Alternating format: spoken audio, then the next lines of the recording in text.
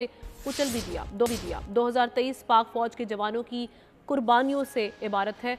सलमान अवान नुमाइंदा खुसूसी हमारे साथ मौजूद हैं, उनसे जानते हैं कि मजमूई तौर पर 2023 में किस तरह से इन सिचुएशन को टैकल किया गया।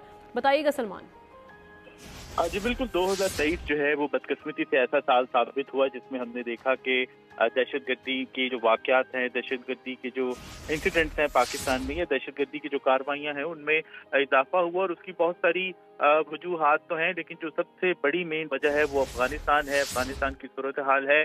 और अफगानिस्तान में जो इस वक्त रजीम मौजूद है उसकी जानिब से मैं तो यही कहूँगा कि दहशतगर्द तंजीमों की जो सरपरस्ती की जा रही है उसके नतीजे में ये तमाम तर पाकिस्तान के अंदर जो दहशतगर्दी के वाकयात हैं, जो इंसिडेंट्स हैं हमने देखे। और खासतौर पर अगर हम जिक्र करें ना सिर्फ खैबर पख्तूनख्वा बल्कि बलूचिस्तान के अंदर भी तंजीमों की जानिब से दहशतगर्दी के जो वाकयात हैं उनमें इजाफा देखने में आया। और उसकी बड़ी वजह यही है कि जो तालिबान का रजीम है वो मुकम्मल तौर पर दहशतगर्द तंजीमों को फैसिलिटेट कर रहा है। तालिबान का रजीम जो है वो मुकम्मल तौर पर दहशतगर्दों को न सिर्फ नकलो हरकत की आज़ादी दे रहा है, बल्कि आज भी हम इसी पर बात कर रहे थे कि पाकिस्तान में जो दहशतगर्दी की कार्रवाइयाँ हो रही हैं उसके अंदर अफगानिस्तान में मौजूद जो अमेरिकन वेपन्स हैं वो इस्तेमाल हो रहे हैं, जो कि इस बात का सबूत है कि पाकिस्तान में जो दहशतगर्दी है उसमें जो दहशतगर्द तंजीमें इन्वॉल्व हैं, चाहे वो बलोच नेशनलिस्ट हैं, चाहे वो टीटीपी जैसी तंजीमें हैं, ये तमाम की तमाम तंजीमें जो है अफगानिस्तान से ना सिर्फ तरबियत लेके, अफगानिस्तान से असलहा लेके ये आ रही हैं और पाकिस्तान के अंदर दहशतगर्दी की कार्रवाइयाँ कर रही हैं।